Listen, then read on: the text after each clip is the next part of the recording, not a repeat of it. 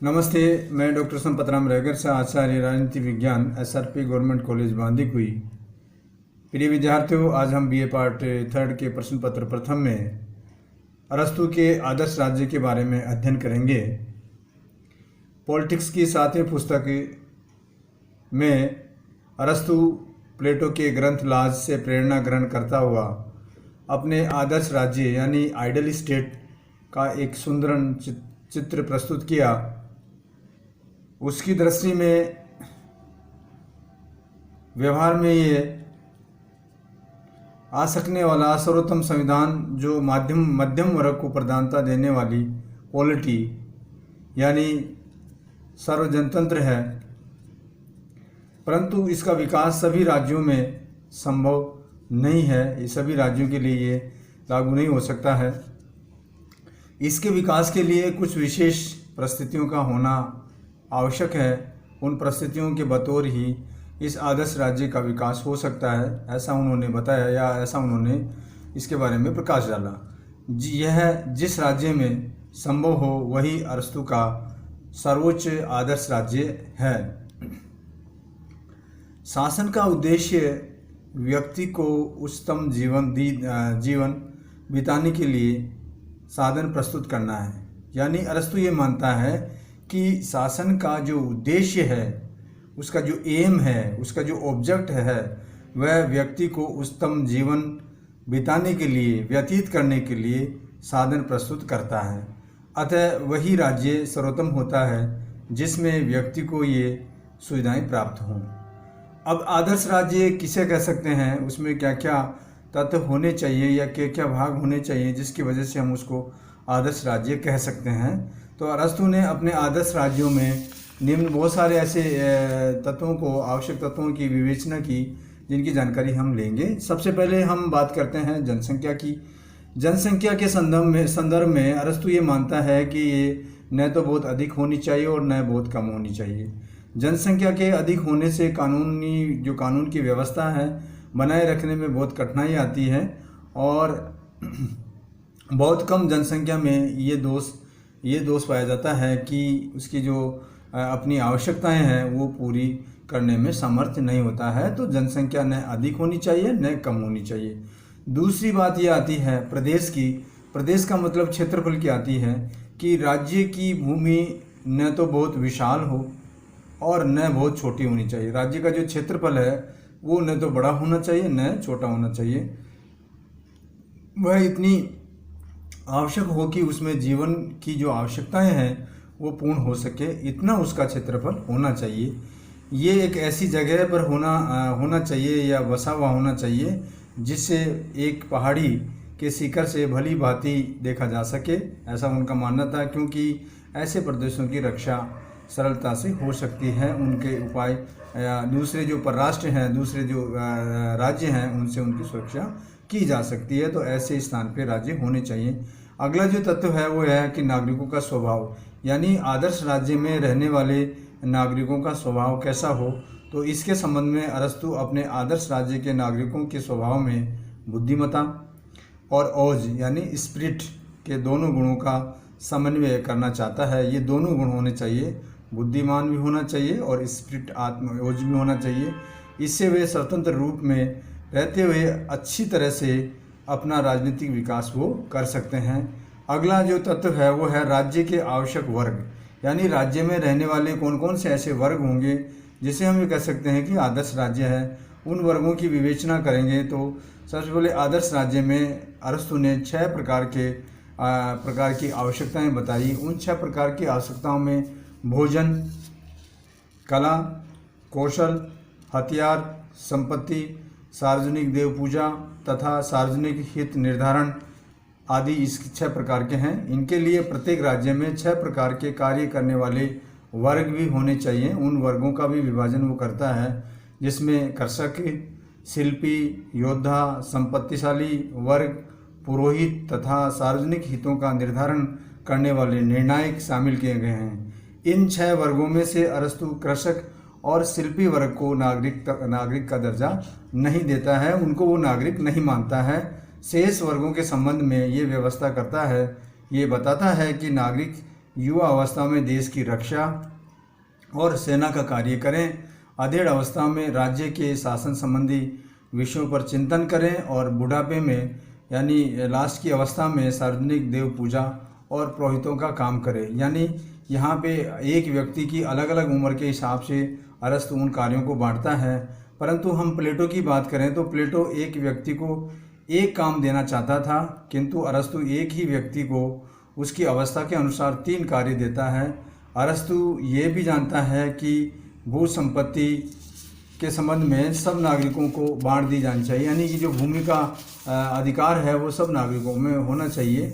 ऐसी अवस्था पहले भी मिस्र में और क्रिट में भी थी। वहाँ पे वहाँ के जो लोग थे वो सब आपस में एक के साथ एक स्थान पर सहभोज यानी जो कॉमन मील्स था उस पद्धति को अपनाते थे, यानी सहभोजन की पद्धति से अच्छी तरह वाकिफ थे, सुनिश्चित थे। भूमि 2 प्रकार की होनी चाहिए, जिसमें एक तो राजकीय भूमि होनी चाहिए और दूसरी भूमि व्यक्तिगत भूमि होनी चाहिए। राजकीय भूमि की आय से सार्वजनिक देव पूजा तथा सहभोजन का व्यय उठाना चाहिए, यानी जो राजकीय भूमि है उससे जो आय होती है उस आय से सार्वजनिक देव पूजा हो और साथ साथ में कॉमन मील्स यानी सहभोज का व्यय होना चाहिए, ताकि राज्य में एकता बढ़ सके, एकता बनाए रख सकते हैं। इस पर दासों तथा बर्बर व्यक्तियों को द्वारा खेती करानी चाहिए। जो राजकीय भूमि है उस भूमि पे अन्न उत्पादन का कार्य दासों के द्वारा होना चाहिए या बर्बर व्यक्तियों के द्वारा होना चाहिए। अगला है राज्य की स्थिति। नगर राज्यों में बस्ती का स्थान निम्न बातों का ध्यान रखना चाहिए। अगर जहाँ पे नगर राज्य बनाना है, आदर्श राज्य की स्थापना करना है, तो वहाँ पे कौन सी जगह करें हम, तो वो चीज़ें आनी चाहिए। तो उसमें ये बात ध्यान रखनी चाहिए, एक तो सार्वजनिक स्वास्थ्य का ध्यान रखना चाहिए और एक राजनीतिक सुविधाएं और तीसरा है सैनिक आवश्यकताएं। ये बातें तीनों बातें ध्यान रखनी चाहिए। नगर को बसाते हुए सौंदर्य यानी नगर सुंदर होना चाहिए और सैनिक आवश्यकताओं का ध्यान रखना चाहिए। राज्य का प्रदेश 2 भागों में बांटा जाना चाहिए। पहला भाग तो विशेष बस्ती या शहर का, और इसके चारों तरफ और प्रदेश यानी मुख्य प्रदेश और होने चाहिए। बस्ती में पूजागृह, पार्क, व्यायामशालाएं, बाजार और बंदरगाह आदि सार्वजनिक स्थान होने चाहिए। बस्ती में जो जो चीज़ें होनी चाहिए उनके लिए अरस्तु कहता है कि आवश्यक हैं। आदर्श राज्य को सुदृढ़ बनाने के लिए प्लेटो की भांति अरस्तु शिक्षा पद्धति पर बल देता है। जैसे कि प्लेटो ने अपनी आदर्श राज्य के संबंध में शिक्षा पे बल देता है, वैसे ही अरस्तु अपने आदर्श राज्य में शिक्षा पद्धति पर बल देता है। अरस्तु आदर्श राज्य में सरकार के 3 तरह के कार्य करने वाली 3 जो संस्थाएं हैं उनका वो वर्णन करता है, उनके बारे में वो बताता है। 3 संस्थाएं कैसी होंगी, जिसमें पहली है शासन संबंधी विषयों पर विचार एवं निर्णय करने के लिए असेंबली होगी और उस असेंबली के सभी नागरिक इसके सदस्य होंगे। तो पहली संस्था ये होगी। दूसरी संस्था शासन करने वाले अधिकारी होंगे और तीसरी जो होगी वो संस्था न्यायालय होगी। तो ऐसी व्यवस्थाओं में लोकतंत्र बड़ी अस्थिरता आ सकती है, ऐसा उसका मानना था। अतः यह इस दोष को दूर करने के लिए कि अस्थिरता नहीं आए, इस दोष को दूर करने के लिए यह व्यवस्था करता है कि नागरिक कुछ संपत्ति रखने पर ही शासन के कार्यों में भाग ले सकते हैं। अरस्तु ने मध्यम वर्ग का और व्यवहारिकता का अनुसरण करते हुए प्लेटो के आदर्श राज्य के दोषों से बचने का ये प्रयत्न किया कि जैसे प्लेटो ने जो गलती की है, प्लेटो ने जो आदर्श राज्य में कमी छोड़ी है, उनको दूर करने के लिए उन्होंने प्रयास किए। तो हम बात करते हैं जैसे प्लेटो के मुख्य दोष क्या क्या थे अपने आदर्श राज्य में। उन दोषों की अगर संक्षेप में हम विवेचना करें तो वो दोष निम्न प्रकार के थे। उन दोषों में अगर बात करें, सबसे पहले तो उसका जो राज्य था वो अत्यधिक काल्पनिक था और उसमें जो राजनीतिक उसके अंदर जो शासक थे वो दार्शनिक राजाओं का शासन था। कानून का अभाव था, ऐतिहासिक आधार का भी अभाव था। अपनी जो स्वाभाविक योग्यता के अनुसार व्यक्ति द्वारा सैनिक यानी जो स्वाभाविक योग्यता है उसमें सैनिक, उत्पादक या संरक्षण में से एक ही कार्य करना था। ये भी एक बहुत बड़ी बात है कि व्यक्ति को जीवन पर्यंत केवल एक कार्य दिया जाए, तो ये प्लेटो के आदर्श राज्य में बहुत बड़ा दोष के रूप में हम देख सकते हैं। अरस्तु ने अपने आदर्श राज्य में इन सब दोषों को दूर किया है या करने का प्रयत्न किया है, इस प्रकार के दोष दूर नहीं हो। अब हम बात करते हैं अरस्तु के आदर्श राज्य की विशेषताएं। अरस्तु ने अपने आदर्श राज्य में क्या क्या ऐसी चीज़ों का समावेश किया जिससे उसकी हम विशेषता के रूप में जानकारी रखते हैं। अरस्तु ने अपने आदर्श राज्य में निम्न प्रकार की विशेषता बताई, जिसमें पहली विशेषता यह है कि वह प्लेटो की भांति राज्य की एकता यानी यूनिटी पर अत्यधिक बल नहीं देता है और इसे स्थापित करने के लिए व्यक्तिगत संपत्ति और परिवार की व्यवस्था का उन्मूलन नहीं करता है, जबकि प्लेटो इन दोनों चीज़ों का ही उन्मूलन करता है। वो संपत्ति का भी उन्मूलन करता है और परिवार की व्यवस्था का भी वो उन्मूलन करता है। तो यहाँ पे अरस्तु इन दोनों चीज़ों को उन्मूलन नहीं करता है। दूसरा है उसका नागरिक प्लेटो के नागरिक की भांति राज्य में पूर्ण रूप से विलीन नहीं होता है, किंतु राज्य के प्रति अपने कर्तव्यों का पालन करता हुआ अपने ध्येय को प्राप्त करता है। अरस्तु के आदर्श राज्य में अरस्तु का जो आदर्श राज्य है उस आदर्श राज्य के श्रेष्ठ जीवन में तथा व्यक्ति के श्रेष्ठ जीवन में कोई भेद नहीं करता है। तीसरा जो उसका विशेषता है वो ये है, अरस्तु ने अपने राज्य के संबंध में ये स्पष्ट रूप से ये नहीं बताता है कि वह प्लेटो के राज्य की भांति कोरा काल्पनिक आदर्श राज्य है या क्रियात्मक रूप लाया जा सकने वाला आदर्श राज्य है, किंतु उसके वर्णन से ये प्रतीत होता है कि वह इसे व्यवहारिक और क्रियात्मक रूप दोनों प्रकार का यानी व्यवहारिक और क्रियात्मक रूप देना चाहता है।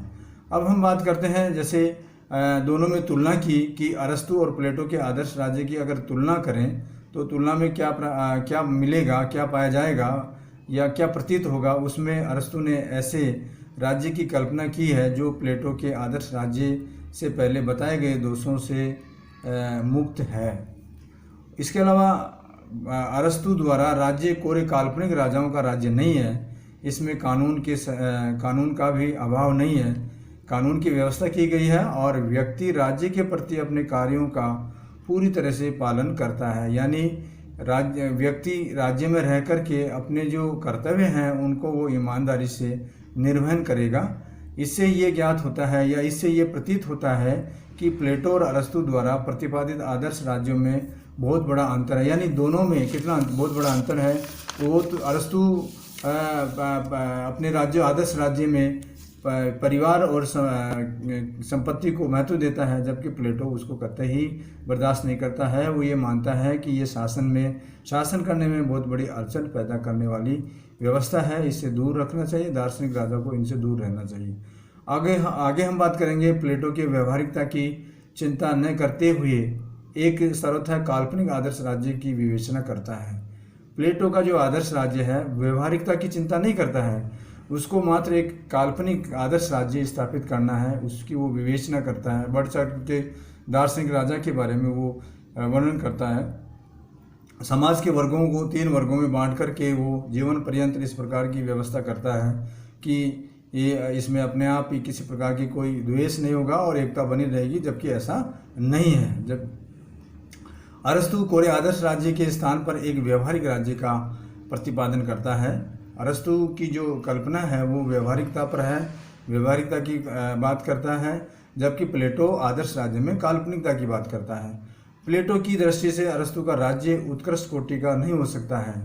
प्लेटो की दृष्टि से तो मान सकते हैं कि प्लेटो ने आदर्श राज्य का बढ़ चढ़ कर के कल्पना की, परंतु हम ये कह सकते हैं कि प्लेटो की दृष्टि से अरस्तु का आदर्श राज्य उत्कृष्ट कोटि का नहीं हो सकता है। इसीलिए इसके संदर्भ में सुप्रसिद्ध राजनीतिक शास्त्री सेबाइन ने ये सत्य ही लिखा है या सत्य ही बताया है कि अरस्तु का सर्वोत्तम राज्य प्लेटो का द्वितीय श्रेणी का राज्य है।